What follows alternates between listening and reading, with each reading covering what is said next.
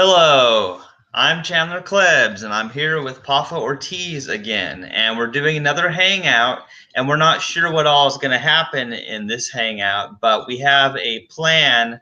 Pafo has this project he's been working on for a long time about categorizing these common Carnist responses, these reactionary things that people they've heard other people say them, or they just say something to distract us from the real issue.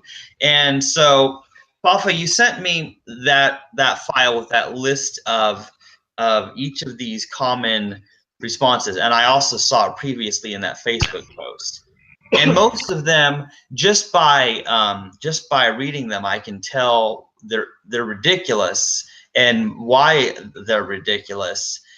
And I think a lot of vegans will know that these things are wrong, but then, like you said, they waste their time responding to these and trying to point out factually why this and this isn't true. Like, you don't, like the protein myth. You don't protein doesn't come from animal parts. It comes from plants, and it comes from the dirt, really, when you think about it.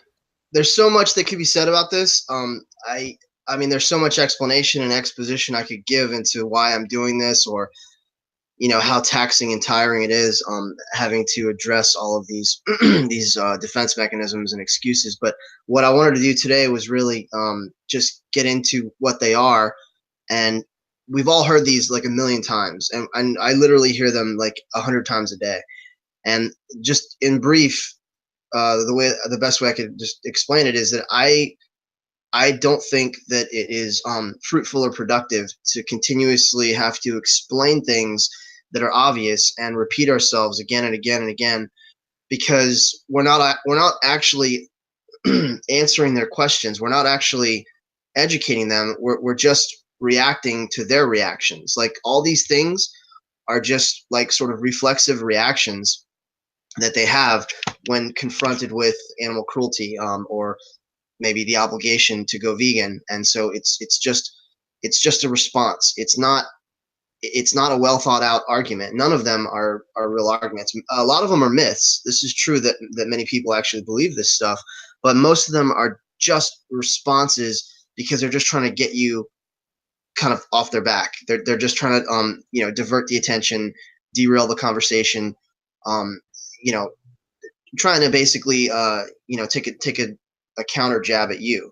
And so my whole thing is, why do we spend so much time um, giving sort of pre-programmed responses to these pre-programmed responses? And if from our end, I mean, it's because we have all this information, all this knowledge, so we end up just explaining about the fact that plants don't have brains or central nervous systems, so they have no nerve endings, so they can't feel pain, things like that. I mean, people already know this stuff. You learn this stuff in biology in elementary school. So it's just a waste of time to continuously explain and have to have to give rebuttals and try to deconstruct these arguments when the arguments themselves are all logical fallacies. They're logical fallacies. They're cognitive distortions. They're rationalizations, justifications. They're cultural myths. They're misconceptions and misinformation. Basically, they're just diversion tactics, like excuses. So you don't you don't counter an excuse with a bunch of factual information, because the person isn't really looking for that factual information. They're just um, they're just trying to evade responsibility, and kind of break up the cognitive dissonance. They're feeling uncomfortable and they're feeling at ease because you're putting them on the spot. You're as a vegan activist, when we do outreach, when we do online activism, we automatically are in a position of sort of righteous authority. Even though we don't present ourselves like that, they see us like that. They see us as like this this this morally superior person that's acting sanctimonious and trying to call them out, basically like accusing them of something, attacking them. Like, so Yeah. they're just defending themselves, basically. So what I'm saying is, let's get to the core of why they're saying this stuff.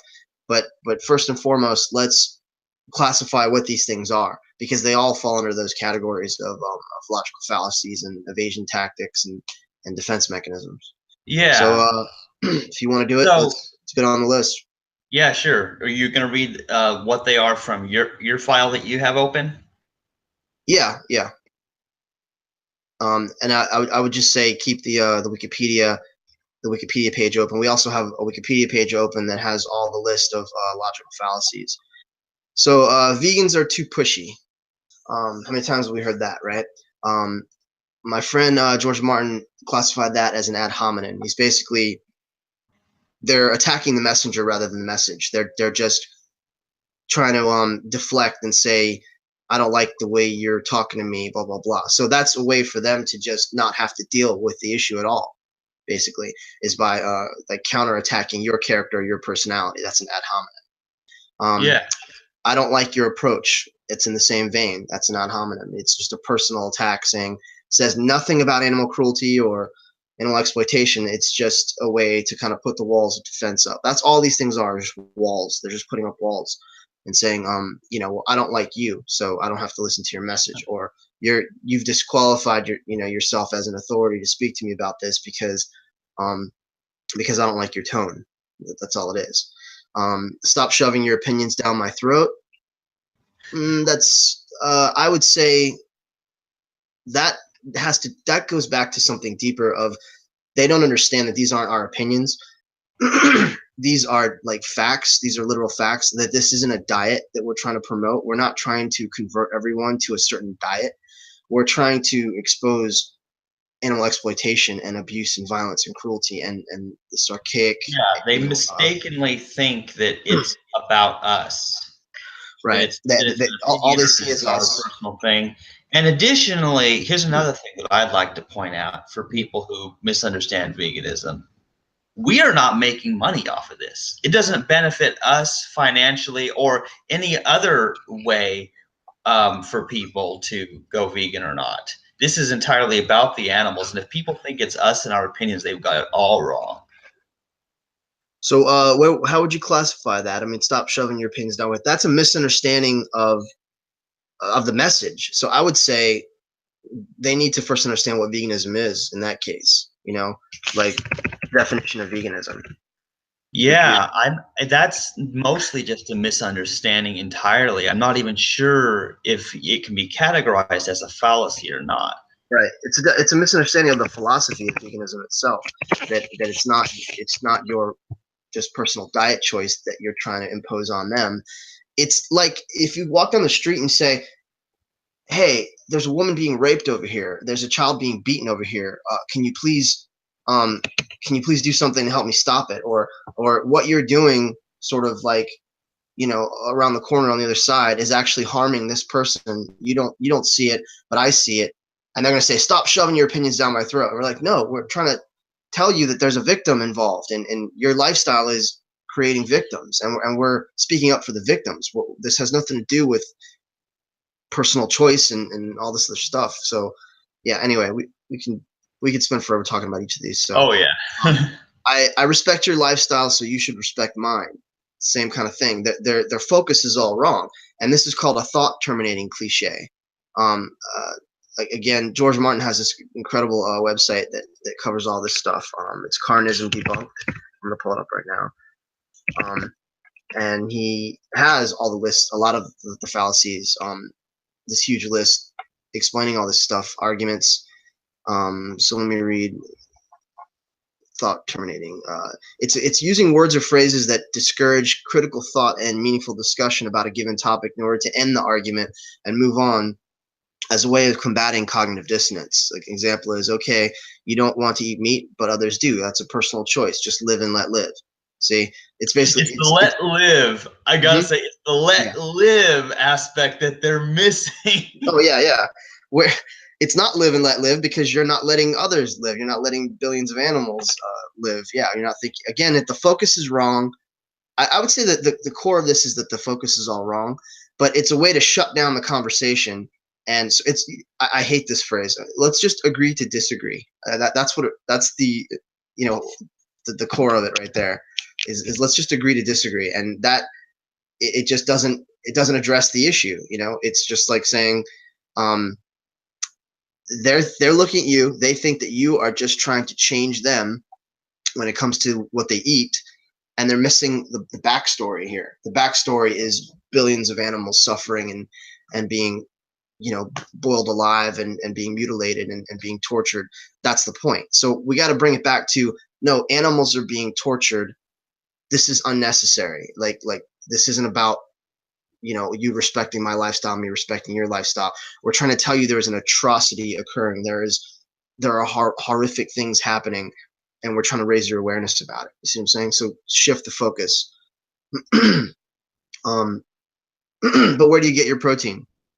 So that possibly comes from, it's probably the number one excuses or sort of diversion tactics that we hear. But I do believe it comes from the cultural myth of thinking that we can only derive our proteins from animal products, from animal flesh. So it's a red herring. It's a counter argument, but it in that case, it's either they've heard the rumor that you have, that you have to get the sort of the cultural consensus is that you have to get your protein from animal products. So they've heard that all their lives. So they're just regurgitating, just repeating what they've heard. And it's a red herring. It's a way to kind of deter from the conversation. But I would say in that case, that myth just needs to be dismantled. There needs to be education. You just need to explain to them all vegetation, all plants, all fruits and vegetables contain protein, and we don't have protein deficiencies. We have an overconsumption of protein. We have a problem with people getting too much protein. It's leading to all these debilitating diseases. So Yeah, and see, that's that what's one interesting about is education. in some cases it may be a red herring, but a lot of times it's just that people legitimately believe that they have to eat animals to get their protein. So it's an honest question in some cases. Right. So it's a myth that just needs to be debunked through education. Being vegan is too expensive. That's another myth, but it's an appeal to poverty. Appeal to poverty. Let's see if I can find it.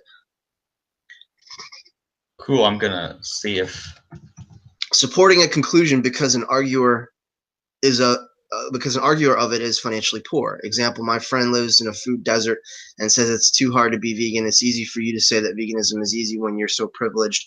I'll trust my friend over your white privileged piece of shit ass. that's his description or his example of it. So it's supporting a conclusion because an arguer is financially poor. It's like saying, yeah, it's self-explanatory. Basically, it's like I can't afford it, so that negates what you're saying, and that just again beyond that one just being a myth. I think that's more of an excuse. I think that's definitely more of an excuse. It's more of a way to, because okay, and this is what we have to kind of determine on the spot when we're talking to people. Where are they coming from? Where is that coming from? Is it they just don't want to give up fried chicken? They just don't want to give up ribs. They just like their steak too much. They just don't want to give up their burgers and sausage and meat, and so they're just repeating again like a rumor that they've heard that vegan food is expensive, that but we know that it's completely not, and we'll sit there forever and explain and say, no, the cheapest foods on earth, rice and beans and corn and peas and potatoes, these things are vegan. The whole produce department in your grocery store is vegan. So it's the cheapest foods on earth. If you're thinking that it's too expensive, it's because you're imagining the meat alternatives and the plant-based the plant-based foods that have come out now that are mimicking the traditional foods that we eat in a Western diet. So that just needs to be explained. But again, I don't think we should spend too much time explaining that. I think they're just saying that to get you off their back. You know what I'm trying to say? So it's an appeal to poverty. It falls apart. It doesn't exist because it's not factual, first of all. And then I would say we need to circumnavigate why they're saying that and get to the core of why they're just throwing out this excuse. Because so an example of this would be like, you should say, yeah, I'm sure you've heard that, and that's probably that's kind of a popular myth that's going around right now, but that's not true, and I can prove it to you like very simply. Here you go. But let's get to the core of it. I mean, are you really worried about you're wearing a nice, coat, you're dressed really well, you seem well off. Are you really concerned about the cost? I mean, like what do you eat in a day? If you break it down, we know that meat, eggs, and dairy is much more expensive. Like, what I'm trying to say is get to the heart of it and be like, you're not really worried about cost, are you? Like, that you're just saying that because that's what you've heard, because you're trying to um you're trying to get out of this. Basically, you're trying to evade responsibility for going vegan. That's the point. As I'm saying, we should get around that instead of spending 20 minutes explaining the obvious. Yeah, and well, and another thing, I think we can go a little bit beyond that. Now, first, we know it's not true because we know that Mhm. all the cheapest foods are, these are like the beans, the grains, the fruits and vegetables. They're so much cheaper. If you were to compare the price by the pound, we know that they're far cheaper than meat is. Mhm. Yep. But here's the thing about it.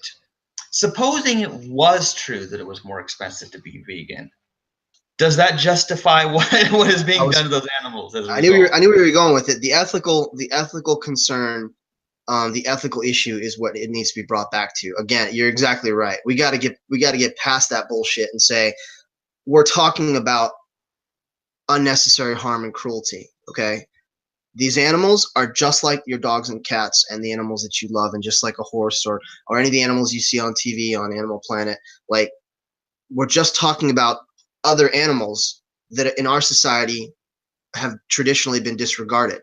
We're trying to help people connect the dots here. Like like in light of horrific violence and cruelty, what you're saying is irrelevant, and it would be irrelevant to you if it was going on right in front of you. If you were watching it take place right in front of you, if you were at a slaughterhouse, if someone was doing what you're paying them to do right in front of your face, this bullshit about, oh, it's too expensive, it's not, that would go out the window. You would step up and you would try and stop it, or you would be appalled. It would. So yeah, bring it back. This is what was so great about AV.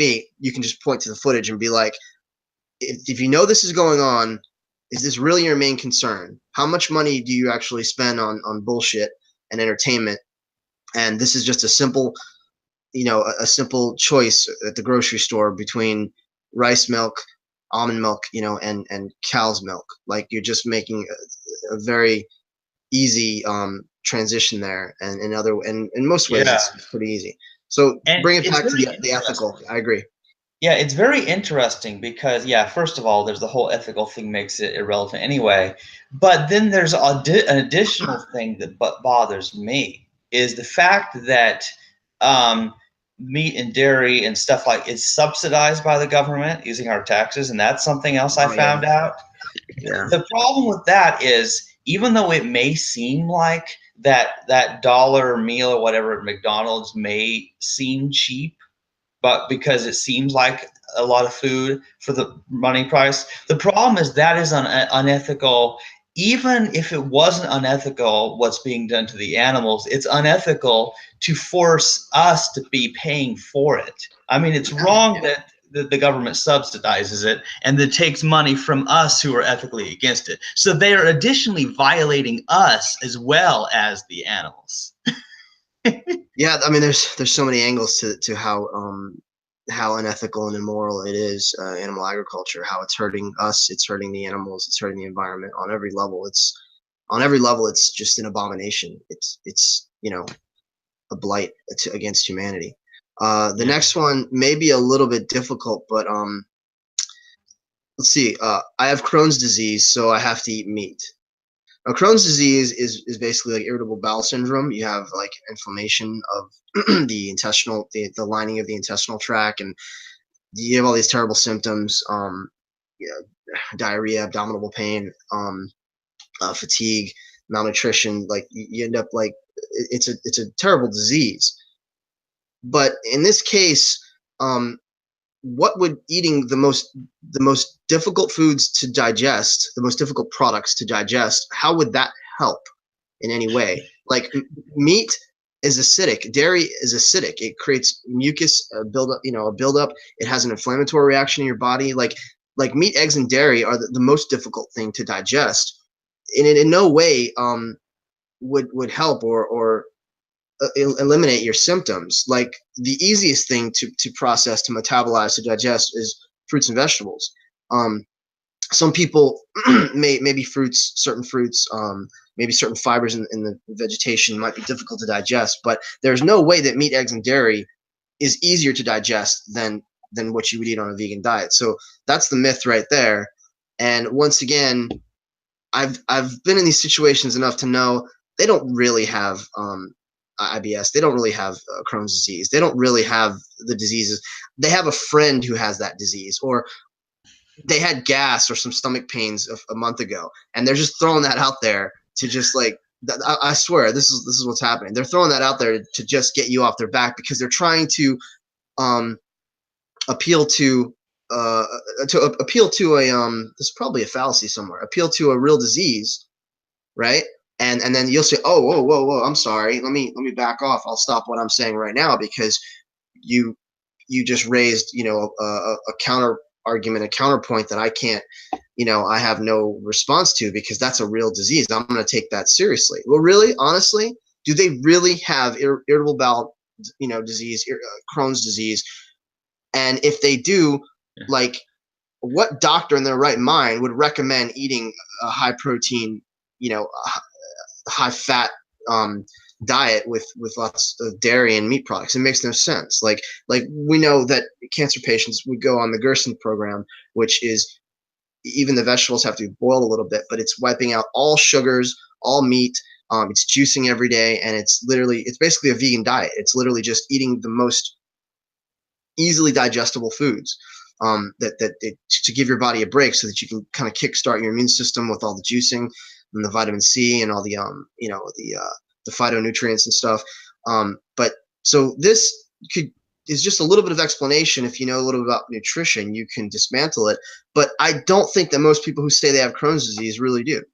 I just think they're using that as an excuse because it seems severe. You know what I mean? It seems serious. Yeah, and the thing, what's interesting about this is that's one I haven't heard before. I've never heard of Crohn's disease in my life. Really? Yeah, Yeah. I hear it all the time. Yeah. Yeah, that's of course you are talking to more people than I am. Mm-hmm. But what I heard, and this is probably also in your list, is that if you have celiac disease, that you can't go vegan. And I've heard that one too, which of course we know is false. But Yeah. Well, we're gonna get to that. That's another one. Can't have gluten, and you have gluten allergy and all that. And how many people really have a true gluten allergy, or is it just a trendy thing to have that disease? And then obviously it's a go-to argument to use, to refute as a refutation to going vegan. So yeah, a lot of these are just excuses, or just people just talking out of their ass, like literally. I can never go vegan. It's part of my culture and family tradition to eat meat. That's an appeal to tradition, obviously. It's an appeal to tradition, and we'll sit there and we'll go on and on and on. Just because something has always been done this way doesn't mean it's right. It's not morally defensible. It's not morally justifiable, because we've been raping and pillaging and killing people for thousands of years. We've been doing all kinds of horrible things. We've been enslaving people. We say all this, but do we really need to say all this stuff? Or are they just making an appeal to tradition so that they don't have to be accountable? Just saying, well, everybody else does it. An appeal to majority is another logical fallacy. Well, everybody else does it. It's interesting because the problem with that is that we can do that with anything. I mean, we could take them and slam their head into a brick wall and say, well, it's my tradition, it's my culture to slam people's heads into brick walls. It's like, and they wouldn't like it and they wouldn't accept that. So they really are just talking. The only problem is that's not a widely held tradition. Maybe in some cultures, I don't know, but they are. It is. It's misleading, and it is. It's difficult because we have been eating meat for thousands of years, because animals have been used and exploited and abused and consumed for hundreds of thousands of years. So it's true. So it's not a myth, but it's disregarding modern ethics and morality. It's disregarding your own value system or the progress that we've made as a culture. So much of this goes back to the fact that we're disregarding the progress we've made as a civilized society. It's a throwback to an earlier time period. And here's what it may be too, because people, when they talk about their culture, their tradition, that it's done this way, here's what I think is really going on in their minds why they say this, is they are afraid that if they no longer follow what their family is doing, what all their neighbors are doing, then they'll come under criticism and be ostracized. So really what's happening there is they're afraid of that, yeah, and so they care more about their reputation than they do the animals. I do want to That's say, all yeah, there is to it. it just made me realize I do want to say this could be an authentic argument. It's difficult for them because of their environment, because they're surrounded by a lot of meat eaters. They're surrounded by carnists and non-vegans, and it is very difficult. So it just depends on the person. It depends on how they're saying it.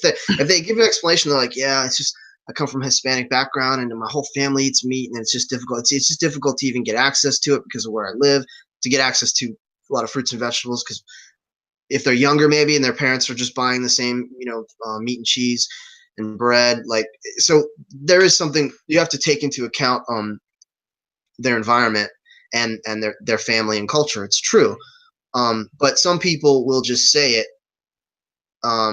sort of like we've been doing it for thousands of years. This is you're up again. I heard it yesterday. It's like you're contesting something that 99% of the population does, and I'm like, it's not 99%, but yeah, I get your point. Is that we're in the minority? That's the majority are people who don't see anything wrong with this. So that's what we're up against. Is basically, the more people that do something, the less wrong it appears. Like it's an appeal to majority as well. Yeah, and that's a very interesting one. Of course, I could go off on a speech about that forever, but well, I guess we better move on. Yeah. We're not going to be able to get through all these if we do, because there's so much to be said for each one, because they're so frustrating, and then we hear it so much and we have so much to say. But that's the point. I'm trying to cut down on what we say. I'm trying to classify and label these things so that in the vegan activist's mind, it's already dismantled. They know that they don't need to take the bait, so to speak, and follow that train of thought, because the person is just using these excuses as a way of uh, evading responsibility. Oh, who hasn't heard this? What if you're on a desert island and there's no food except some pigs? You're trapped on a desert island. Okay, there's nothing to eat except some animals. Would you eat an animal then? They're trying to catch Let you. me handle this one, man. I already have a response for this. Yeah. There's no such thing as an island with only pigs. What are those pigs eating? If those pigs are on the island, they are eating something to stay alive. Find what that is and eat that. So this is an appeal to hypothetical or hypothetical fallacy. Is you're creating an obscure, absurd scenario that'll never happen, trying to pigeonhole the person, trying to kind of force their hand into doing what you do as a meat eater, into doing what you do to justify it. So it's like saying you believe in nonviolence. Well, what if I had a gun against your head and I was threatening to rape your mom? Then you'd be violent. And I'm like, is that happening right now? No. Like, and to argue that point, just say self defense is the only excuse, is the only justification for violence. So, but anyway, they're just trying to trap you in a hypothetical scenario. So you can just call it out and say that's a hypothetical. It's not gonna happen anytime soon. Exactly, and that's the thing about not to get trapped in hypotheticals, because people are coming up with situations which can't happen most of the time. They're coming with something not just as unlikely, but they come up with hypotheticals that can't happen, like that example with the island and the pigs. I mean, if you're not on a desert island, if you're not an Eskimo, I mean, we're gonna cover all these too. If you're not an Eskimo, if you're not a Native American, if you're not living at the turn of the century, if you're not a fucking caveman, if you're not living in the Paleolithic era, then why are you appealing to these things? Like, I'm speaking to you, a modern, person in Western society who has access to an abundance of fruits and vegetables, who has the internet and all this knowledge at your fingertips. Like, there's no excuse. There's really no excuse. So again, we will go on and on and on explaining this stuff, but I'm saying let's just call them on the bullshit. Let's just say, you know what? I'm not going to answer that because you're smart enough to know that that's an unrealistic situation. let's get to the real reason why you're trying to come up with these excuses. I mean, in a very nice way, you can try to do that. You can try to bypass, their BS. Um, let's move on. If we don't kill them, animals will breed, multiply, and overrun the world. That's a slippery slope fallacy.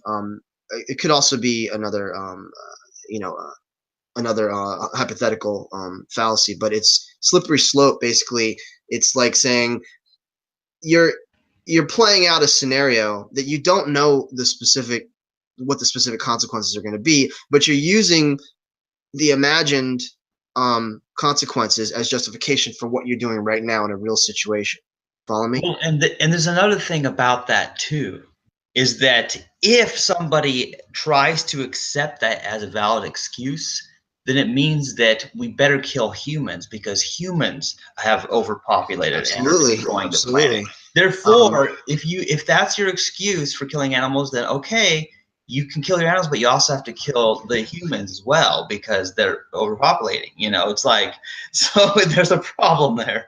Let me read the actual definition that George Martin gave. The slippery slope fallacy is assuming that just because one change is made, an extreme chain of events will follow, completely ignoring any middle ground. It's taking it to the extreme. It's like, well, if I do this, then this and this and this and this is going to happen, and because I don't want this end result, I can't do this over here.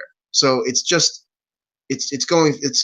letting your imagination go wild, go to the extreme, and using that imagined scenario as somehow a moral justification for what you do or don't do now. Yeah, and even though a slippery slope situation can be true sometimes, you have to have an actual reason why this thing leads to this other thing. You have to have that actually explained. Otherwise, it's invalid.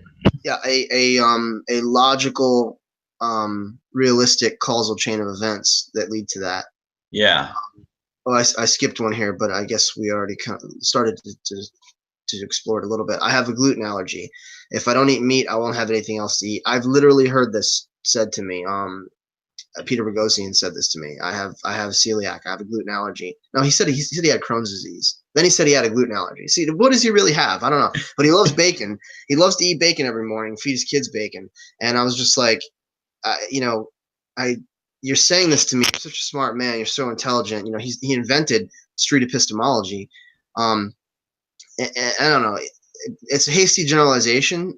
It's like saying, well, if I stop eating meat, I'm gonna die of protein deficiency. If I don't drink milk, my bones are gonna break and fall apart because I need calcium. And it's based on myth. It's based on cultural myth that we need these things for protein and calcium. But it's also a hasty generalization. You're just generalizing the situation and saying, well, this is definitely going to happen if I do this. But I would say let's sort of deconstruct the fact that it's a myth and even go beyond that and say, are you really worried about this, or do you just not want to give up meat? Yeah, here's another thing. Get real with them. I mean, yeah, because obviously we know that gluten is a thing that's only exists in certain grains, but doesn't exist in all these fruits and vegetables and all this, so many things. They still have so many options. But here's another thing that I'm wondering. What happens if they eat meat of animals that had consumed gluten? It's not exactly the same thing. It's not exactly. I mean, you're really asking the question. It's not exactly the same thing because it's not the same substance, not the same biomaterial. But it's the idea that the grains. I mean, we can look it up, and other people can probably comment on this more. But it has to do with they had that joke and they went around. They asked everybody what gluten was. And nobody knew. They're like, oh, I try to avoid gluten, but nobody knew what the hell it actually was. It's a molecule that's found in bread. Let's see. What is gluten? It's a general name for the proteins found in wheat, wheat berries, durum, emmer, Somalia spelt.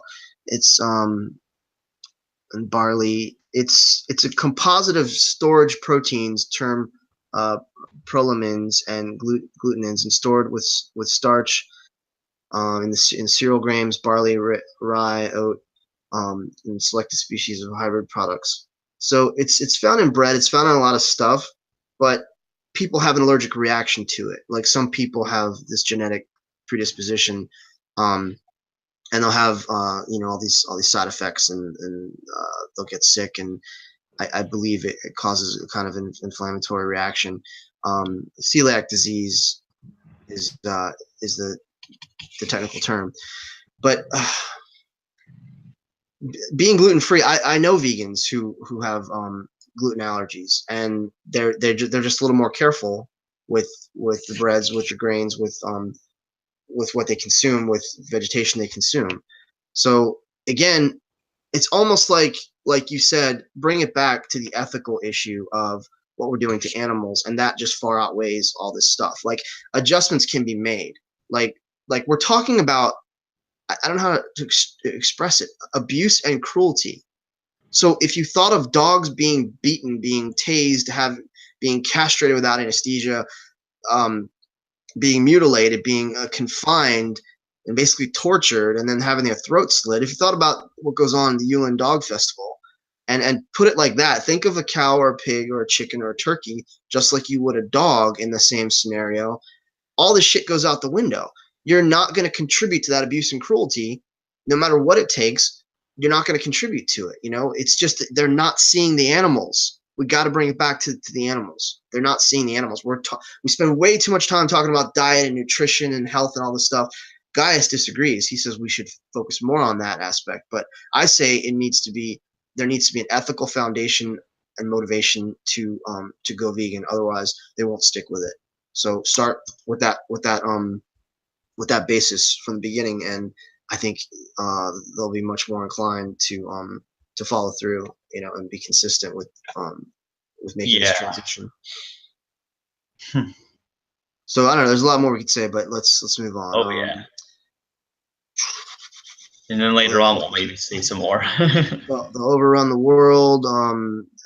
Again, yeah, they're stupid if they think that. First of all, they need to understand that we're breeding these animals into existence. We're breeding them into existence. They don't already exist. It's not like wild animals and they're just gonna multiply and multiply. Like these animals shouldn't even exist. We end up explaining all that stuff, but again, I don't think they're really worried about that. I think they just like that abstract thought came in their mind and thought, oh, yeah, this is good retaliation. I could say this. That's all they're really doing. If we let all animals go, they'll have a horrible life and they'll die in the wild. Okay. So you don't care about the animals because you're eating them and stuffing giving them a horrible life and killing them. And now you're so worried about the animals that you can't stop eating them. I'm eating them for their own good, because I'm doing this for their benefit because I care about them. Because if we let them go, they're going to get killed, or it's kind of an appeal to futility maybe. They're going to get killed anyway by natural predators. That's a complete misunderstanding, not knowing that the whole world's not going to go vegan overnight. It's this right. And gradual transition. It's going to happen slowly. It's not going to happen all at once. Yeah, and like you mentioned before, if people go vegan, the animals are not bred in the first place, meaning that they never die by either our hands or the hands of other predators. So they never die because they're never bred. So it's completely wrong. Yeah, so it's I lost my train of thought, but I was going to say something. That's why I don't mean to interrupt you, Chandler. I have to keep on my train of thought or I'll forget stuff. They're worried about the animals, but they're not worried about the animals. But they're worried about the animals in this hypothetical, and they don't understand that that these animals. Okay, yeah, there it is. We wouldn't have a surplus. This surplus that they're so concerned with would not exist, because the animals that are left would be taken to sanctuary to live out their lives in peace. No more animals would be bred into existence, and whatever ones would be released into the wild would just acclimate, and they would acclimate into the wild populations, or they would get killed or whatever. But the point was, no more animals would be brought into existence. No more animals would be used and abused for selfish human, for human desires. That's the point. So it's an appeal to consequences that will never happen, because it's faulty thinking from the start. It's a scenario that is not going to take place. So because you've imagined a false scenario, that's going to keep you and I would say it's completely disingenuous to say that they're concerned with the animals, because they obviously don't give a shit. That's the whole reason why we're talking to them, is because they're completely unaware of what's taking place. Let's see. I'm seeing if I can find it if he has it listed. Appeal to consequences. We haven't. Oh, here it is. We haven't gone to the Wikipedia yet, but it's because it's so extensive. There's such a great list there. Appeal to consequences is asserting that a position is false just because it is believed that the course of action that follows from that argument could lead to undesirable consequences. It can't be any more undesirable than what's happening right now for the animals. Nothing can be worse than what's going on right now. Like, if they get killed by natural predators, I would even prefer that over this prolonged, extended confinement and enslavement and torture. You follow me? Yeah, and that's the thing is I would agree. Now, see what animals go through in the wild is terrible because they will get caught by some predator and killed in some horrible way. That is true, but at least some of them escape. They can run away, they can escape, whereas those in captivity that are enslaved and kept where they can't run away from what the humans are doing to them, they still have it worse than any animal out in the wild. This is like postulating and worrying about scenarios, I mean, that are so far off, and that the potential is it's not there for this to happen to begin with. So bring it back to the reality. Like, either you stab this pig in the throat or you have a bowl of fruit.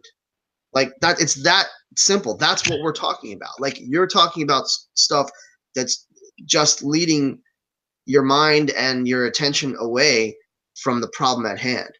Animals are stupid. They don't know what's happening to them. There are a lot of people. There are a lot of people in the South. There are a lot of people who've been raised this way. There are a lot of people in certain cultures, certain ethnicities, who are raised to think that animals are inferior and they're below us, and we have a right to dominate them.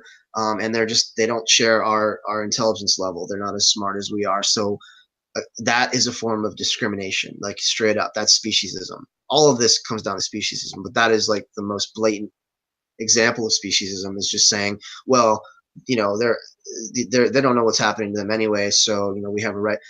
And we know we can use that, if you use that argument and apply it to human beings. So a mentally challenged person, who someone with Down syndrome, someone with a learning disability, so that gives me the right to abuse them and kill them and eat their flesh, because they don't know what's happening to them, because they're not smart enough to realize what's going on. Intelligence level should never be the gauge. Should never be the basis for how we gauge moral, ethical behavior. If anything, the fact that they don't know what's going on makes them more innocent, makes it even more of a crime. I'm sure you have a lot to say about this. Yeah, definitely. 'Cause see, that's the thing. This idea that how intelligent somebody is. And first of all, intelligence is a very shaky subject because people can't even agree on what intelligence is, And so it's like we could decide that, well, these Carnists, they're saying all this stupid stuff to us, so they must not be very intelligent. So let's kill the Carnists so that we don't have to debate with them anymore and waste our time educating. Let's eliminate all the stupid people. I mean, Yeah, it's not a bad idea, but it's unethical. It's not a bad idea, but it's unethical, obviously, because there is value, there is intrinsic value and worth in living organisms, beyond just their cognitive abilities, beyond just their intellectual capacity. Life forms have intrinsic value and worth in and of themselves, not just because of what they can produce, not just because of their skill set or something. Like, I don't value my cat's not very smart, but he's a beautiful cat. He's a beautiful little animal, and I love him for what he is. But he thinks I'm always trying to kill him every time I stand up, every time we walk around, because he's feral. He is still very sort of hyper vigilant, but that doesn't give me the right to harm him. So that's essentially what they're saying, is I'm justifying this abuse and cruelty because they're stupid. So I'm smart, they're stupid, and I don't know. We probably spent too much time on this. We don't hear that often because most people are aware that most people have watched, you know, wildlife shows, and most people are animal lovers. That's not an issue, but it has come up, and I've heard it, especially just in highly like religious cultures that where this.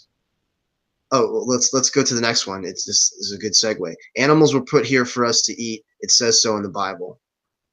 So because it's in a book, written thousands of years ago, written in the Bronze Age, um, it's the ultimate case of cherry picking because you're saying it's difficult. I have a whole other document that deals with this, with addressing the religious justification. So we're not going to spend too much time on it. But basically, it falls under the cherry picking fallacy that you're just picking one thing and leaving out all the rest. Because the Bible also says don't wear two types of the same fabric. It also says you should stone your disobedient children. It also says women don't have the right to speak in the church assembly. It also says that sickness and disease, come from demons. We don't believe any of that other stuff. We let all that go. We let our modern sensibilities guide us when it comes to certain things, and then other things we point to and we use as justification. And it's so stupid and it's so hypocritical. Yeah, But, is cherry picking under the logical fallacies? Yeah, it's a logical fallacy. Oh, cool. Let me see. Let me look for that. Look Cherry. on the Wikipedia. Okay, so cherry picking, suppressed evidence, incomplete evidence, act of pointing at individual cases or data that seem to confirm a particular position while ignoring a significant portion of related cases or data that may contradict that position. Okay, so what they do is they just pick out situations that or whatever, in this case, the Bible, that supports what they're saying and ignoring the parts that go against what they're trying to argue for. Yeah, I mean, did you think that it was just a figure of speech? It was just a saying? Like, Yeah, I knew it was a figure of speech. I knew what cherry picking meant because I see people do this. Informal debate. It's a logical fallacy. Yeah, here it's under faulty generalizations. That's the category. Yeah. So yeah, you can call them out and say, yeah, that's a faulty generalization. Well, this is more for our knowledge, basically, to just empower us. Yeah. We know the category it falls under, and we could say we can give them another example of how they're doing that, possibly. We could say it's like reading the story and taking things out of context, and then pointing to it and saying, well, this is what it says, but really it says all this other stuff over here, and it's selective reasoning, sort of speak. Yeah. So it's good to know that's a logical fallacy. I'm sure there's a lot of things that I just thought were figures of speech that I've heard, but didn't know that they were.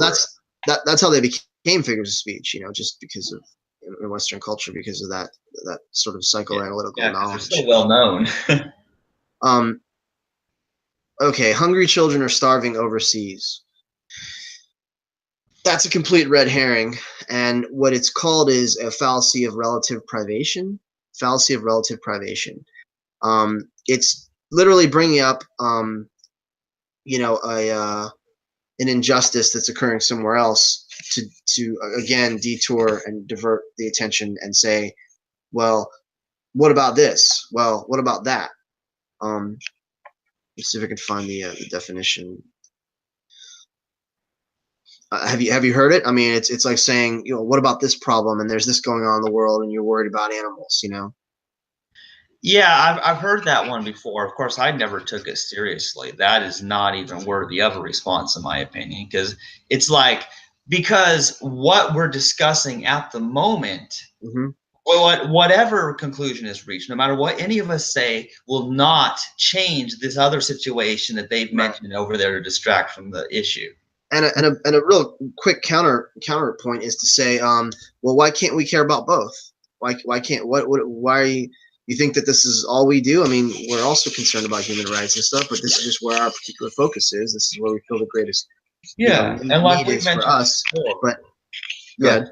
like we mentioned before, the reason we talk more about the animals, these other animals, than we talk about what's happening with humans, because, like you said, humans can advocate for themselves. They can speak for themselves, whereas these other animals can't, and that's why they take priority, in my view. In my opinion, this is the greater need because the victimhood, the prolonged, enduring oppression of animals is just so prolific, and so widespread and so perpetual. So, and they don't have advocates. They don't. I mean, they're just now developing in in the scope of like sort of deep time, or whatever you want to call it, in the history of human civilization. We're just now, recognizing that animals have rights. It's something that has gone on since the dawn of human existence. We have always used and enslaved those that we deem inferior, that we can control and dominate easily. Use them to serve our purpose. Yeah, and it's interesting because with other issues like with sexism and racism, those issues have still not gone away entirely. You know, Mhm. sure, like the law has changed, but that doesn't mean that blacks are still treated equal to whites or that women it, are still treated equal to men. it goes back to speciesism and discrimination, of discriminating against others because they're different sizes, shapes, and colors. Yeah. Yeah. So but it is all the same thing, and Mhm. that's what people don't get. And you would just think that anybody who is against sexism and racism would automatically be against speciesism, but I think a lot of them have not admitted that it is the same thing. No, it's part the power of popular opinion, I guess, of just how widespread it is. Our culture, it's normalized. So because it's been normalized to such a degree, it's really difficult to break away, to get out of your cultural conditioning and see it as being wrong. Here's the definition, by the way: fallacy of relative privation or appeal to other problems is dismissing the argument just because other things are going on in the world as if that's relevant. The example is, there are people dying in Syria, and you want to stand here telling people to be vegan. There are other issues in the world we need to be focusing on right now. So, actually, my heart tells me intuitively it's because they don't care about animals. That goes right back to the fact that they see human beings as more important than animals. They are, selectively discriminating, against other species, because the problems aren't occurring, to them directly or to those they know. It's happening to the other, what they deem as, another, uh, just another life form that is not, it's not a priority to them. I would say with that, we got to get to, how do you feel about animals? Like, honestly, what do you think about animals? How do do you, do you agree with animal cruelty? If you don't agree with animal cruelty, then let's bypass all this shit, like worried about what's going on somewhere else. There's animal cruelty taking place right now because of our um because of our food choices, because of animal agriculture. That's the relevant issue. So bring it back to that. Bring it back again to the ethical, the personhood of animals. Seeing what's actually taking place, and try to help them, or just don't allow them to take you off in that direction. Be like, well, I give to charities too, and like don't take the bait and start saying, I care about human rights, and I do this, and I volunteer here and there and there. And in the meantime, they're sitting back and they're like, so they don't have to. All of these excuses, it's a way for them to sit back and kind of like regroup, and kind of think of another excuse. It's giving them Yeah, time. Don't yeah, don't don't, don't let up. Don't give them that time while you're going blah blah blah blah blah. And I do care about this, and I do care about that too. Why did you take the bait? That was just a yeah, diversion. It and, was a and I and diversion I think tactic. I may have made that mistake in the past. Oh But yeah, here's we another all thing. do. Yeah, but here's another thing to consider, Pafo.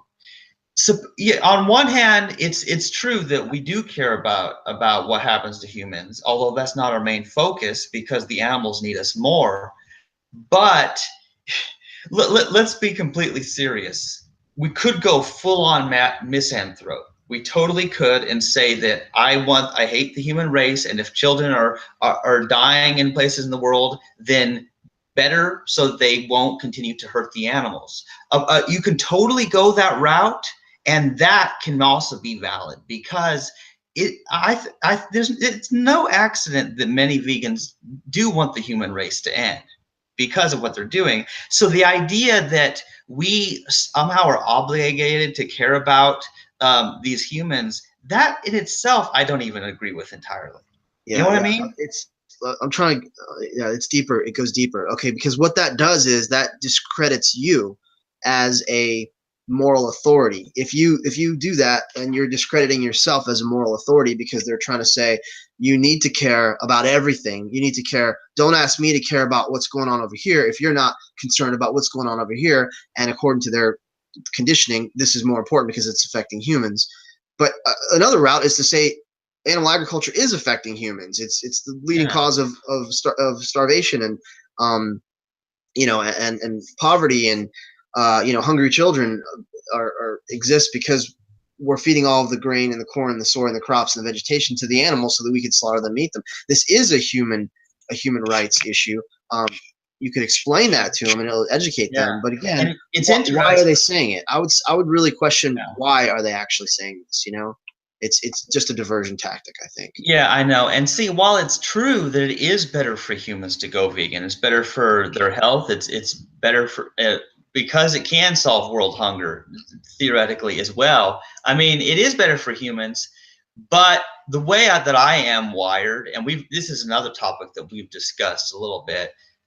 I only promote the ethical side to the animals, like sure, I'm fine with people mentioning the health benefits and all that other stuff, but it seems like if they go in it with the motive, well, it's good for me, then their focus is still wrong. And it's I've said this before that I wouldn't have stayed a vegan if it was just for health reasons. I never did it for health reasons. And we should have a podcast about this where we hash it out with Gaius because he feels the exact opposite. There was one more thing I wanted to say. Well, you can turn it around. You can do what they're doing. You can turn it around and be like, what are you doing about the hungry children overseas? How much money are you giving to those children? Like, when's the last time you went on a mission trip or whatever? Like really don't, it's calling the kettle black, so to speak. Like don't, I'm pointing out one injustice. Don't jump over here and point out another injustice that you're not even doing anything about. So you're a hypocrite. I mean, the conversation won't go smoothly if you take that route. But the point is, right, be aware of that they're probably not doing anything themselves. Like this is just dialogue. If I could stress anything, this is pseudo-intellectualism. This is just words. It's a word game. Yeah, and I want to get away from the word game. Here's an interesting thing. This has happened because my first exposure to logical fallacies was in abortion debates and seeing what people were saying, and this happens all the time. Like people try to say, "Well, how many children have you adopted?" And if you haven't adopted 50 then you don't children, know. Then that somehow justifies people killing them. And people do this. Like, what? Like, just because a person it isn't able to adopt children in their current situation or doesn't want to, that does not mean that automatically means that they have to be in favor of killing them. Like, what there's no connection. It's a difficult thing. We're talking about a lot of psychology here. Let's try to move on and and get through these because we'll spend all day on this, man. I gotta go do Q tonight. So, what about human overpopulation? That's the real problem. Okay, I agree with you. That is a problem. But that's a red herring in relation to this conversation. You're just trying to lead me away from, the focus, the point that's on the table here. Like we could spend forever and say, yeah, I'm an antinatalist and I don't agree. There's human overpopulation is a problem. But why are they saying it? Get to the core. Get to the motivation of why they're saying it. You're presenting them with animal abuse, animal cruelty, and they're saying, well, humans reproducing, that's what's really causing this. And I could say, well, capitalism, that's what's really causing this. And, Judeo-Christian indoctrination and cultural myths, that's what's really causing this. But I'm asking you, what are you going to do about it? You can actually do something about this, though. Like you have the choice 3-4 times a day to say no to this violence, to this unethical, um, system that is destroying the planet, destroying our bodies, Yeah. and obviously destroying millions of animals. You have the choice. You have the power. Okay, Yeah. if you don't want to have kids, or you want to have kids, whatever. If you have kids, raise them right, raise them to be vegan, and then you can help. If you decide to have kids, if you make that mistake, then you can help this problem. But citing another issue that may be a valid issue, it's a valid issue. Um, you're right. It's because there's so many freaking people in the world, and they're highly uneducated, and they've all been conditioned, and they're all subject to tradition. Yeah, you're right. But I'm talking to you right now, okay? And the real problem is the mentality of the culture, the philosophy, the general zeitgeist of is the sort of the spirit of an error. That's the definition of zeitgeist. It's the spirit of an error. And basically our general mentality is that animals are here for us to use, hopefully not abuse. This is the way they see it, but that's just the way things are. Some people think we have a symbiotic relationship with them, and whatever. They have all these excuses, but the point is, the real problem is the way people think. So I'm addressing how you think. So tell me how you think and how you feel about this. And again, show them the footage or the images or whatever, or cite the statistics. Okay. And then get away from this idea of always taking the conversation, somewhere else. Soy is dangerous and unhealthy. Now, we know that soy is one of the most genetically modified foods that exist besides corn. It's true. But organic soy, organic tofu, whatever, organic soy milk, is a perfectly viable, healthy source of plant-based protein. And this kind of goes along the same thing. They'll talk about pesticides, they'll talk about GMOs, they'll talk about Monsanto, they'll talk about all these other things about the government, and get into conspiracy theories. And it's like, dude, like, okay, like, we're feeding the soy to the animals, we're eating the animals. So if we're so worried about the consumption of soy, we wouldn't be feeding it to the animals in the first place, right? Like, it's again, it's a cultural myth. Like, we can identify it as such, we can deconstruct it with information, or we can just and really circumnavigate and question and say, are you really worried about soy, or do you just not want to give up pizza? Like, come on. Like, where's this coming from? Really, where's it coming from? Yeah, and like when they bring up like the pesticides and stuff, they don't care. They never cared about that before. But they just came back from Burger King, and they just ate, at whatever, at Chili's or Outback Steakhouse, and they ate all this stuff, and they have no idea Yeah, what's going into that food. they don't care about what sort of pesticides may have been used on the crops that the animals were fed. They don't care about the GMO stuff. They don't care about the extra hormones injected into the animals that they ate. They don't care about that. But then as soon as somebody's a vegan, now all of a sudden they're worried about soy giving them man titties. Like, because the truth is, they don't actually care about this stuff. They're just using it as an excuse. All of a sudden, they're a nutritionist. All of a sudden, they know about anthropology and history. All of a sudden, they're a plant advocate. It's so stupid. Let's move on. What about owning pets? We hear this a lot. This is another red herring, but it comes down to a fundamental misunderstanding of what veganism is. And what the kind of relationship we have with specifically domesticated animals, dogs and cats, and horses are kind of in the middle there. Dogs, cats, horses are highly domesticated animals, and we do have somewhat of a symbiotic relationship with them, and they are dependent on us. So in a way, there's a point there, but to say you don't want to contribute to the murder of cows and pigs and turkeys, and somehow making the jump to I care for a dog or a cat, in their minds, that comes down to a fundamental misunderstanding of what veganism is. It's almost like they think veganism means we should have nothing to do with animals.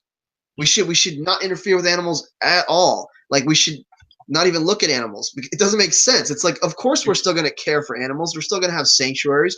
Of course, highly domesticated animals like dogs and cats, we're going to care for, but we don't consider them. We view them differently. They're companion animals. We do away with the idea of ownership. We only adopt rescues and strays and ferals. We don't perpetuate the breeding, the systematic breeding of domesticated animals. That's the difference. Yeah. So a brief explanation of that, I think sort of intuitively, I would say they're using it as an excuse. It's definitely an excuse. It's definitely like an evasion, a deflection. They're deflecting it, putting it back on you, of course.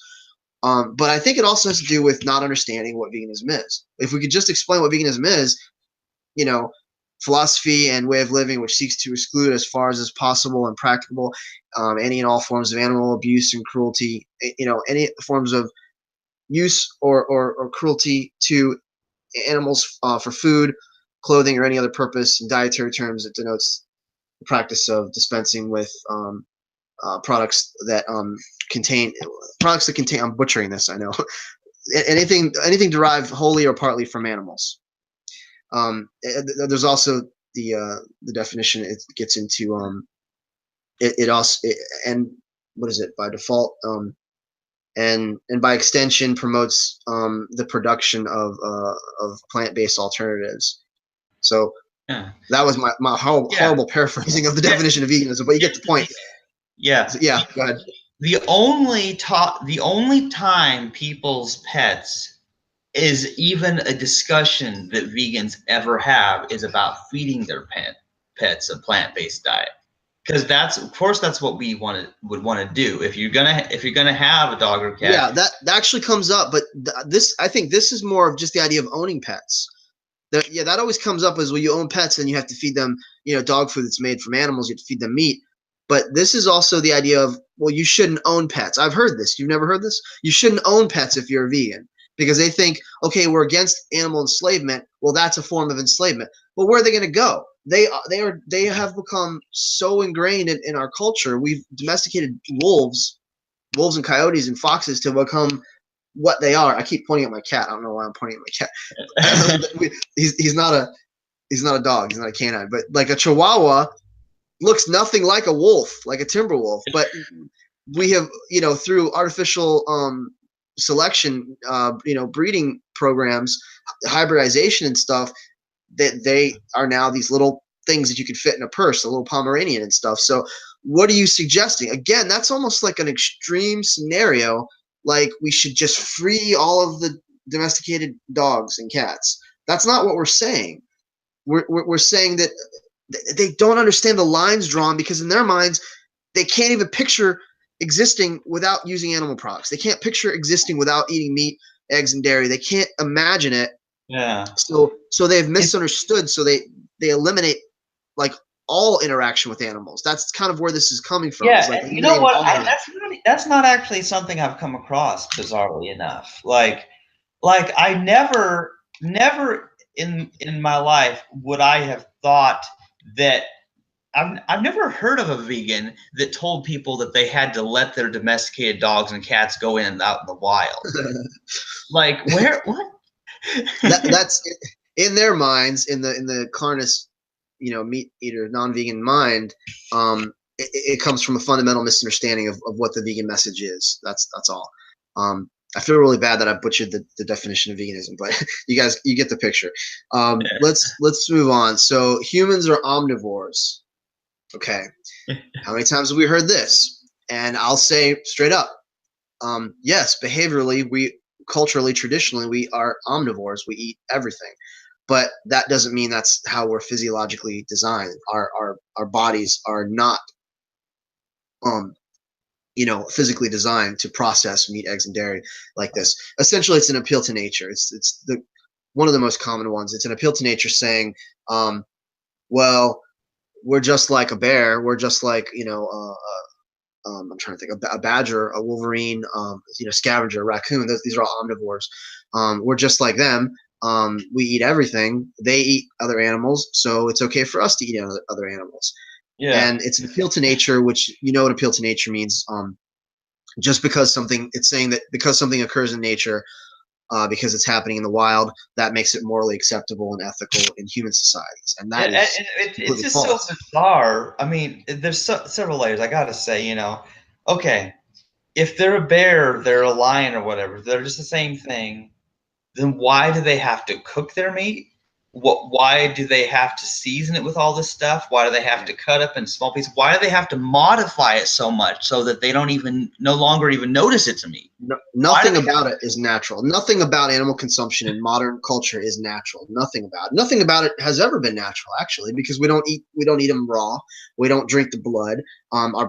We don't have the stomach acids. We don't have the defense against the bacteria and the parasites. Like that's we have to cook everything. We have to process it. We have to season the shit out of it. We have to cover it in vegetables and sauces.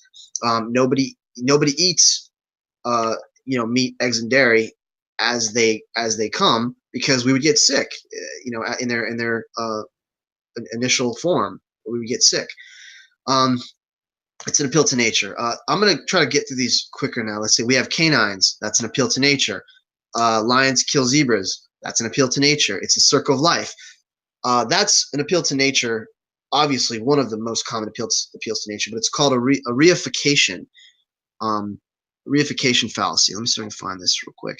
It's an abstraction or abstract belief or hypothetical concept, or that is treated as if it were concrete or a real thing, that is directly observable, as opposed to something that is just mere words and abstraction. So the circle of life.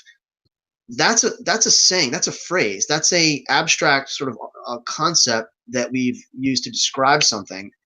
That's not a moral justification for committing harm to another life form. It's you're pointing at something that is not concrete. It doesn't exist in reality. Thinking, because you've been taught, it's been pounded into your head. The circle of life, cycle of life. I think on some level we've watched too many wildlife shows. We watched too many wildlife documentaries, and The Lion King is on repeat in our heads. Like circle of life, and it's a beautiful concept. It's a pantheistic concept. We accept that it's all part of the circle of life, but that does not justify killing and abusing and harming others. And that goes back to the personhood of animals. We have to see them as others, as individuals. But it's they use this abstract concept that we know exists on a certain level, but in a way that is just unfounded, uh, and and it falls apart once you really break it down. Everything dies. That's kind of like almost saying the same thing. Everything dies. You're just making a statement of fact. Well, I noticed that I probably use this scenario too much, but I raped this girl. Well, there's suffering in the world. It's like me saying there's suffering in the world, so it's okay for me to rape this girl. I stole this car. I beat up this kid. I punched this old lady in the face. Well, there's humans bruise and we bleed, so it doesn't make sense. It's like Yeah, you're making a statement it's like that. to justify an immoral behavior, as if the existence of negativity, the existence of evil, somehow, uh, you know, somehow justifies the fact that you're committing that evil, taking away all your responsibility because evil already exists. So let's just add to it. I guess that's the mentality. Yeah. Just so I can find it. Um, I ignorato elenchi. These are all Latin terms. So see if I can find it. Hold on. It's an argument. I'm probably saying it wrong, but ignorato elenchi is an argument that may in itself be valid. It's like I said, it's something that exists. It may be valid, but it does not address the issue in question. For example, meat has all the essential amino acids. Yeah, so meat has amino acids. Well, so does human flesh. I mean, so should I cannibalize? I mean, so does cat flesh. It's full of amino acids. Does that mean I should torture and kill and mutilate and consume my cat? It makes no sense. You're pointing to something that's a truth, but it's not directly connected. I almost want to say it's a non sequitur. It doesn't connect to the point at hand. Well, it's irrelevant. It's just totally Irrelevant. irrelevant if it has nothing Yeah. to do with what's going on. And Actually, it's what's called the irrelevant. I think one of these is called the irrelevant fallacy. Irrelevant. yeah, it seems like it would be. And here's another thing. I just had this thought. People do this kind of thing. Like earlier when we were talking about, well, if we don't kill them, they'll overpopulate or whatever. Well, here's the funny thing about that is that they don't kill their dogs or cats, and they don't kill like certain other weird, like nobody's out killing ostriches worried about whether they're going to populate or overpopulate or not. So it's like, why are they being speciesist? Because they need to apply their dumb arguments equally to the species rather than just it's because it makes none of it is consistent. It's but meat is tasty. That's an appeal to pleasure. But I love bacon. That's another appeal to pleasure. I can never give up cheese. Appeal to pleasure. You'll never get the whole world to go vegan, so you might as well give up. That's the nirvana fallacy, kind of like the fallacy. I've heard all these before here. Yeah. I'm against factory farming, but as long as the animal is treated well and is given a quick and humane death, it's okay.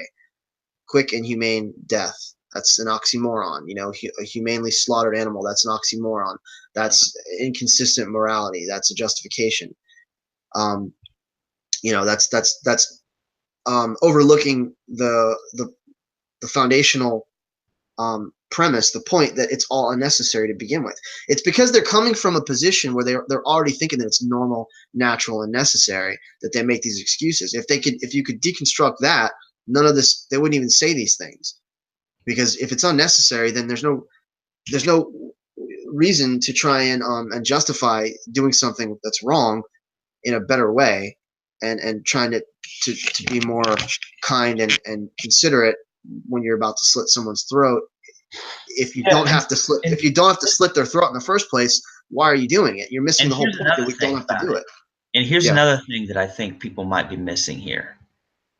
Just because they support, they're fine with humanely slaughtered animals, which it is an oxymoron. But just because they think that they should be killed painlessly doesn't mean that what they are buying in the store and eating is humanely slaughtered. No, 99% of all meat and eggs and dairy we consume come from factory farms.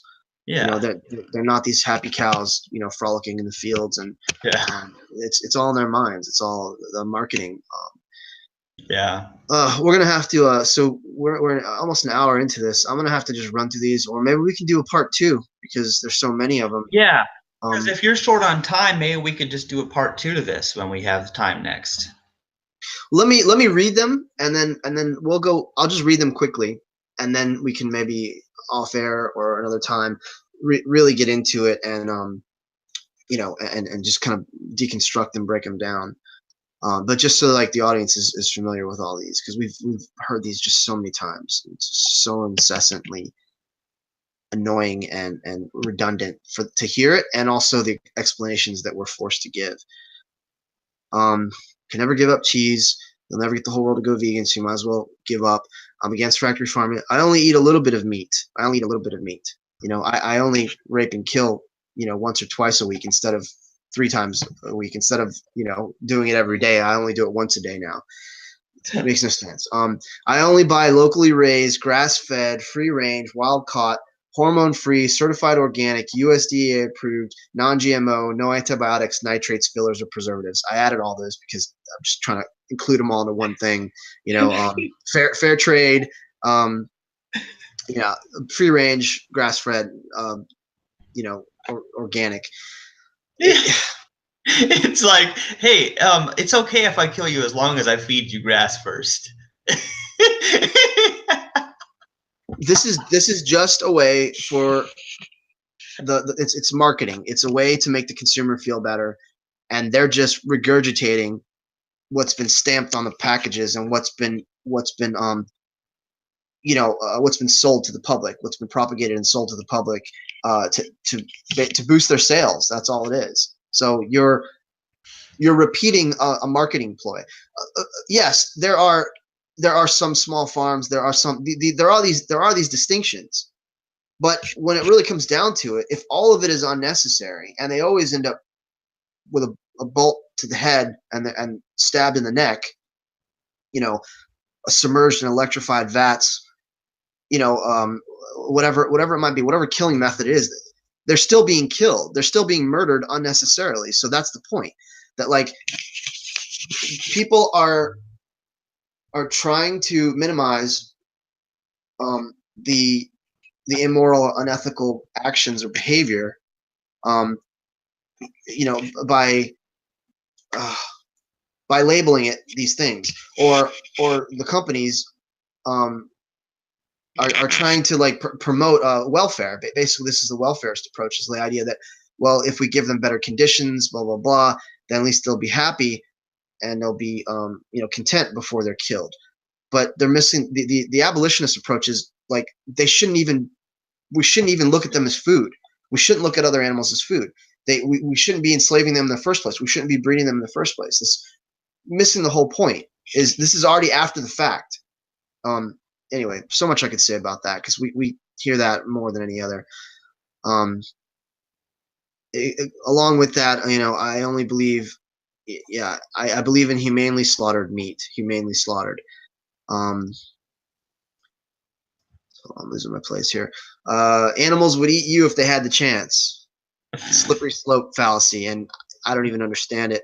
Um, you know, somehow imposing human morality on an animal, and if the situation was reversed, that gives you the justification to kill it.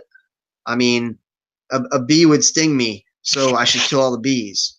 Uh, A bear would attack me, so we should shoot all the bears. It's the most primitive, stupid. I've heard it. I've heard it. Pigs are omnivores. They would turn around and rip you to pieces. They tear you apart if you were locked in a room with them. So we have to eat them. We have to eat them first. We have to get them before they get us. Here's the funny thing about it, Papa. Okay, Yeah. I have to respond to this one. The funny Yeah. part about it is all those animals that would eat us if we were locked in a room with them. Those are not the ones that people are eating. They're eating herbivores who aren't causing them harm. So I mean, technically, a pig is an omnivore. They eat everything, but they're kind of scavengers too. But yeah, we're mostly eating herbivores. We're eating animals that eat vegetation. These animals would cause us no harm. Right. When's the last time?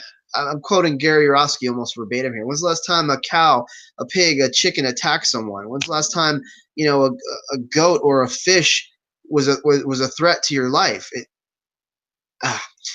Our ancestors ate meat. It's an appeal to tradition. We're above the animals. That's the might makes right fallacy. We're at the top of the food chain. Once again, the reification, the might makes right.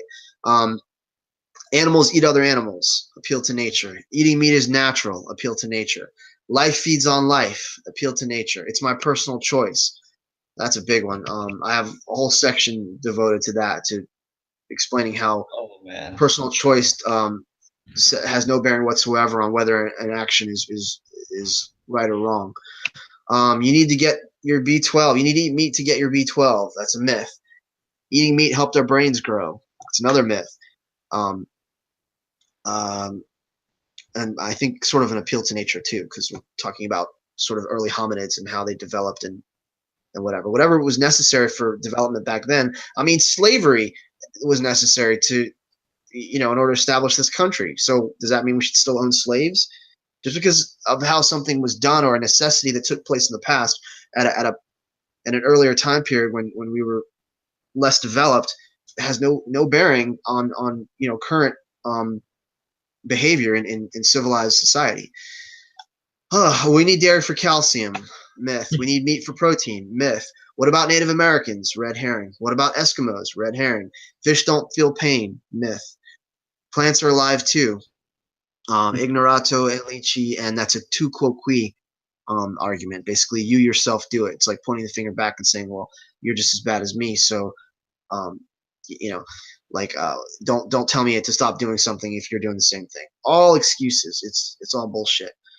We need to eat fish to get our omega-3s. I work out, so I need to eat chicken and dairy for protein. That's just a complete myth excuse. Plant protein is incomplete protein. Complete myth. Honey is good for you. That's a myth. Actually, that was a myth that I believed for a long time. That the medicinal benefits of honey, it was the last thing that I gave up as a vegan.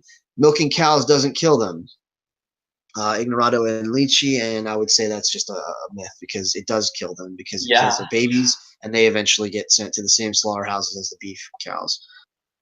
I have to rush through these, but we will revisit these another time. Yeah, we'll continue going through them more in depth next time. I don't have time to read all the labels. What about backyard eggs? My grandpa was a farmer. He cared for his animals. Anecdotal. You can't be 100% vegan because you might step on ants. I got that one from you. They're nirvana fallacy, or perfection, fallacy of perfection. What about bacteria, microorganisms? Red herring, nirvana fallacy, assuming bacteria are indeed sentient. Again, I've always said this, our sheer size and scale says we cannot focus on that. Remember the definition of veganism, only what is possible and practicable. Yeah, and it simply isn't possible to avoid killing bacteria anyway. Right. Cows need to be milked or their udders will explode. We have to hunt and kill deer to keep the populations down. Veganism isn't for everybody. I have a certain blood type. Excuse, myth. These are all myths. I tried going vegan once and I got sick. Anecdotal. Humans need to eat meat in order to survive. Excuse, complete myth. You need to eat meat for iron or you'll become anemic. Cultural myth. I want to enjoy life. I can't live on beans and alfalfa sprouts. I got that from Daniel. He was like, I want to enjoy life. I'm not going to limit myself. Again, a misunderstanding of what veganism is, of what vegan food is. It's an appeal to emotion, an appeal to pleasure. If you don't eat meat and dairy, you'll get sick and die. Myth. What about the poor farmers? They'll be out of a job. Appeal to consequences. Everyone, everywhere can't be vegan. Red herring, nirvana fallacy. Veganism is a first world luxury. Red herring. You use technology and drive a car. Tu quo qui fallacy. I think vegans are sanctimonious. Ad hominem. We know who says that a lot, right? Yeah, well, here's the funny thing is that you would have to use your car less if the whole world went vegan, because then you wouldn't have to travel as much and try to educate all these people. As if driving a car is synonymous with boiling a turkey alive. It's not, obviously. It's still cutting off the tail, breaking the tails of leather cows and shoving pepper in their eyes, as if it's the same thing. Somewhere down the road, someone is suffering for the production of those materials in overseas and other countries. What can we do about it? If you want to ride a bike, ride a bike. If you don't want to drive a car, fine. I'm carrying all the stuff, the materials in my car. I'm using that car for a good purpose. The materials to the AV demonstration. I'm traveling around. I'm doing something good with it. The damage is done. Like, yeah, I would like to drive an electric car. I would like to, to completely cut down on greenhouse gases and emissions and whatever. It's not always possible. It's not always practical. Right. Yeah, and that's the thing about it. And what's so bizarre is, not everything is practical or possible for everybody at every time. But one thing is what we put in our mouths, what we eat. That's the one thing we have control over. That's the one thing we actually have a lot of power and choice and say, and it's actually the power of the consumer, because without the demand, the supply will stop. That's all the power is in our hands. So I think vegans are sanctimonious. Obviously, Peter says that all the time, and it's an ad hominem. A vegan was mean to me once, so that discredits the whole movement and philosophy of veganism. That's the association fallacy, basically. Why don't you care about humans? That's a red herring. It's kind of the same thing. A lot of these are just almost coming from the same mentality, the same place. Essentially, why aren't you worried about the real problems in the world? It's a red herring. Vegans kill more animals than meat eaters. That's a myth and a tu quo qui fallacy. Plants have feelings too. Myth, tu quo qui. So there they are. They all fall under like myth, excuse, apathy, diversion, misinformation, appeals to futility, appeal to nature. Some people, it's just ignorance. It's usually distraction, a straw man, a red herring. We didn't actually mention straw man anywhere, but Tu quoque fallacy, appeal to majority, anecdotal evidence, egocentrism, logical fallacy, discrimination, bait and switch, cognitive distortion, defense mechanism, and moving the goalpost.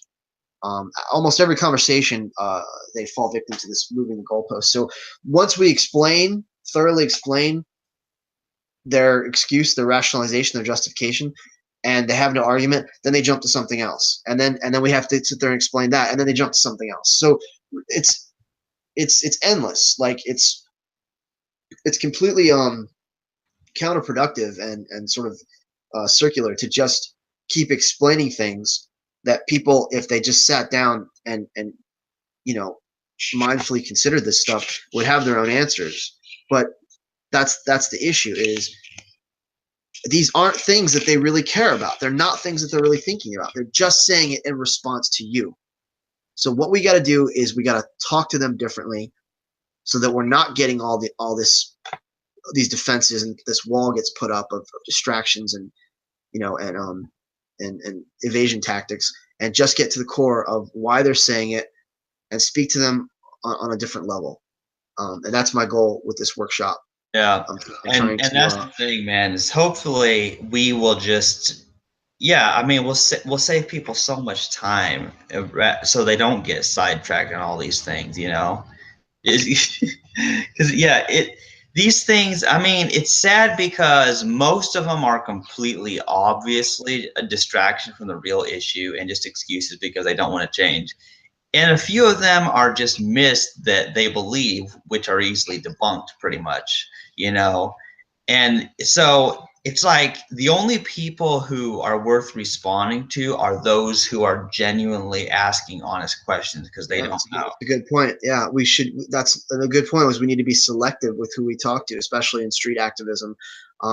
Like if you see them making there's actually something called a poo-poo fallacy, where you're dismissing an argument perceived as unworthy or serious consideration. So someone comes up and they're just like, "Oh, this bullshit again. You guys are just whatever. Let it." Like you're not gonna go up to them and be like, "Sir, would you please give me some time and I'll explain to you." Da, da, da. You're wasting your time. Like if people are dismissing you outright. I mean, we hear it all the time. People ride by and they're like, "Bacon," or they yell just obnoxious things. They say all kinds of derogatory in the face of this cruelty that they're seeing on the screen, and they just kind of smirk and laugh and walk away. Like we are not supposed to talk to those people. We need to let it not affect us. Focus on those who are more receptive to it, who are pulled in, who are watching the footage or online, who are genuinely asking questions, or who are confused, who have misunderstood the definition of veganism, who are who are earnestly trying to understand. That's our target audience, and we need to be more selective with who we talk to. Otherwise, we just exhaust ourselves. And I don't even know if it's a matter of exhaustion. The negativity that I receive on a daily basis from just idiots and insensitive, apathetic, self-centered, selfish people it's overwhelming. Just the negativity of it all, combined with the knowledge that I have of what animals are experiencing, is enough to just destroy a person. If you don't have a strong constitution, if you don't have I don't know, if you don't have positive coping mechanisms to counteract all this. So it has to do with just letting ourselves get strung out and getting stretched in too many different directions. We wear ourselves thin by dealing with so much negativity. So be selective about who you talk to. It's definitely a huge, a good point to make. And that's just it. It is exhausting to me, and that's why I don't like to get into this stuff very often unless I'm just having hangouts with the people that I can talk to. Usually other vegans already, because oh man, I'm not equipped to handle these people and there's excuses. I'm not patient enough or quick enough to really think about this stuff. Yeah. It can become really personal. We can take it personal, and we can kind of lose our cool, and get really angry and upset, and then we just perpetuate the vegan stereotype of that we're angry and we're unstable. I mean, it's really difficult because I know. we're having to represent something, and it just sucks. It's like the burden is on us, you know, to be these like shiny examples, and we're only human. I mean, we literally are up against some of the worst negativity uh, that exists. I mean, and I got to bring it back though. Obviously, we're not suffering like the animals are suffering. We're Yeah. not suffering the way people in third world countries are suffering. I mean, these are psychological, emotional burdens that they are. You know, they're internal, and it's Right. difficult in that way. They're I'm not going to say all other people have real problems. These are major obstacles and, you know, challenges that we face um, as um, as Americans, as people living in the West. Obviously, we're in a privileged position. Um, you know, but it's that I've mentioned this before. It's that people like you and I are we are invested, we're engrossed in this, and other people go to work, they come home, they have their pleasure, they have their recreation, you know, whatever. Occasionally they'll think about this stuff. Occasionally they'll give to charity, but their lives are not as are not as self-sacrificing or magnanimous as others. Like especially animal Yeah. rights activists are very magnanimous, and they're giving so much of their time and energy. Um, so it's difficult, man, and it weighs down on you really heavily. So I'm trying to find better and more efficient ways um, to approach these conversations. So that's what this workshop is about. I'm developing this workshop for my group, and we will definitely revisit these things. And off air as well, we can actually take more time to go through. It's a shame. I wish I could have talked about each one. Each one, Yeah. there's so much we can explore with each of those excuses. It's really like a perfect springboard into various conversations, Oh because yeah. we're really uh, analyzing the psychology and the philosophy and you know the cultural biases that exist. So But but yeah, but you know, it actually is good to split this up yeah, because I mean, our videos are already long enough as it is, and if we were try to do it all at once, we'd end up with like 6 or 7 hours straight. And how many people would actually listen to all that in yeah, one go, you know? So it's actually better so they can listen to this part, and if they've listened to that and wait a while, then they can listen to the next one. So it's actually good split up that way, in my opinion, actually. yeah. So we'll revisit just for the sake of discussion and sort of education. We'll revisit once we've actually classified all of these, because some of them I just kind of skipped over, and we'll go back to it. And then I'm also going to once I've sort of determined uh, the most expedient route to take in dealing with this stuff, I'm gonna discuss that. I'm gonna communicate it to the public. That this is just to sum it up. This is kind of what I'm trying to do. First of all, I was going to classify all these. This is what we're sort of attempting to do today, um, under which logical fallacies they fall under. Um, the second thing I want to do is I want to really stress the point that the root causes of carnism, and this was outlined by Melanie Joy, is that it's normal, natural, and necessary. That is, those are the myths in their mind. All the thinking, the distorted thinking, is coming from the fact that they think that consuming animal products, that using animals is normal, natural, and necessary. And if we could just help them see that it's not, that these are myths, it's completely abnormal, it's completely unnatural, and it's completely unnecessary. Um, that would be just a huge obstacle to overcome. That's actually what we're doing in every conversation. I'm kind of trying to prove how completely unnecessary all of this is. Yeah. So Yeah, those because three things, knowing those three things, is a huge step, a first step. Did you want to say something? I'm looking at the screen, so I can't see your face. oh yeah, well yeah, I mean, but yeah, see, that's true. People, they still think it's necessary. They're still believing all these myths. And so even if we can never fully address all the fallacies, just getting rid of all these myths would take away so many of these excuses. You know, all these reasons people have for not going vegan. It's just false beliefs. You But know, carnism is like the biggest religion ever, more harmful than it is. Christianity. It's a cult. It's a cult. It Yeah. is. It's a cult that we're all indoctrinated in, complete with blood sacrifices, complete with I would call cannibalism, and ridiculous. It's incredibly deceptive and it's incredibly pervasive. The new sort of approaches, the alternate sort of angles or the subjects that and the mentalities that I want to tackle in reaching people are, I'll just read through these real quickly. The personhood of animals, the personal choice argument, the fact that human beings don't know what they are, interspecies milk consumption of humans past infancy. The fact that we're drinking, breast milk beyond the point where we're weaned, where we're naturally weaned from it, and on top of the fact we're drinking other species milk. Um, Yeah. the archaic, barbaric, and antiquated nature of carnism and animal use. And then number 6, the fact that we've all been lied to. We've been brainwashed, indoctrinated, inculcated with cultural myths, popular opinion, and misinformation. So it's the idea that, like, just straight up, you have to let them know everything I'm about to say to you, you've probably never heard before. And it's going to be difficult to take seriously because everything else that you've heard says the opposite.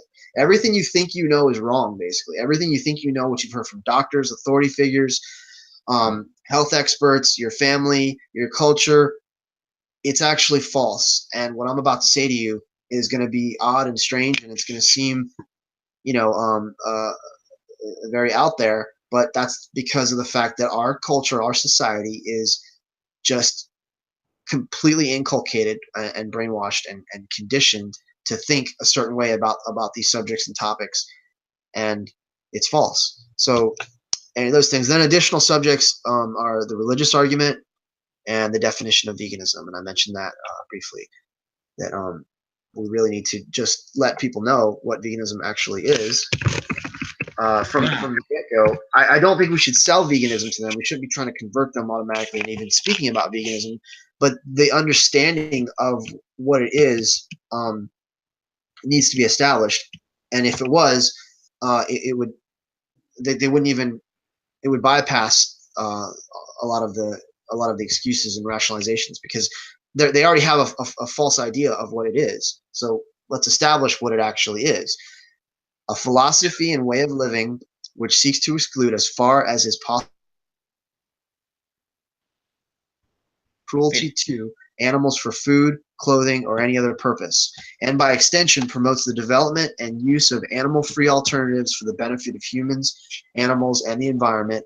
In dietary terms, it denotes the practice of dispensing with all products derived wholly or partly from animals. That's the official definition of veganism from the Vegan Society.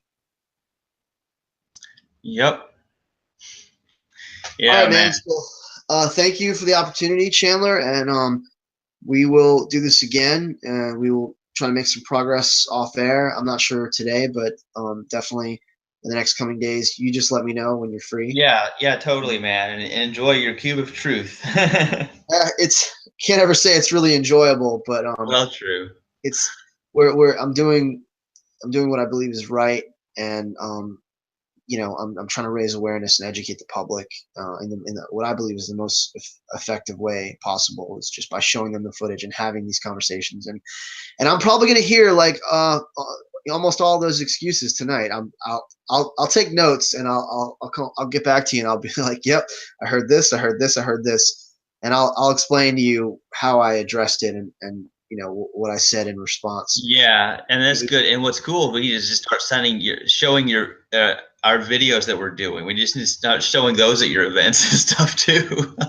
No, there's a specific format. I mean, we just have to show the raw footage and then have the conversations. Some people have suggested having like vegan food there to kind of show them the alternative, or showing pictures of happy cows, showing pictures of chickens and sheep and lambs and pigs and turkeys, like how smart and intelligent they are. Like showing them happy, safe, and free in sanctuaries to help them make the connection that like these are the animals that we're doing this to. We're doing all this horrible shit. This is how it could be, and you know they've probably never even seen a cow doing anything but standing there getting milked. Cows jump and they leap and they're very like intelligent and inquisitive and Yeah, and you know what's sad is I've never even gotten to see that. Well, I'll send you some videos, man. I just posted one on my timeline of showing Yeah, animals. sure, man. I'll tag you where I posted it, but it's like it's the relationship that we should be having with animals, and it's showing just how lovable and affectionate they can be, and it's just tragic, man. It's just so Yeah. tragic that we oppress and dominate and exploit some animals. Thousands of them get surgery to save them. Well, oh my god, I can't lose my baby, my dog or cat. We just like have decided arbitrarily these animals deserve love and respect, and these are the animals that we eat and kill, that we enslave. It just, they all suffer the same. They all have the same capacity for thoughts and feelings and emotions and relationships, and they're all highly social animals, man. It's a travesty. So Yep. anyway, Yeah. thanks for the opportunity. If you want to say anything else, go ahead and wrap it up, and I'll be quiet. Yeah. Okay. Well, anyway, thanks anybody who listened to this. This wasn't like our usual hangouts per se. It's more like we're doing this for the benefit of vegan activists and that sort of thing, so that they won't waste time on all these silly excuses and get distracted, which is often what happens. And we're going to continue this in part 2. Or part 3, however many parts we need to do before we've covered all of the myths and logical fallacies. Anyway, I'm going to end the broadcast, and for now, goodbye, everybody.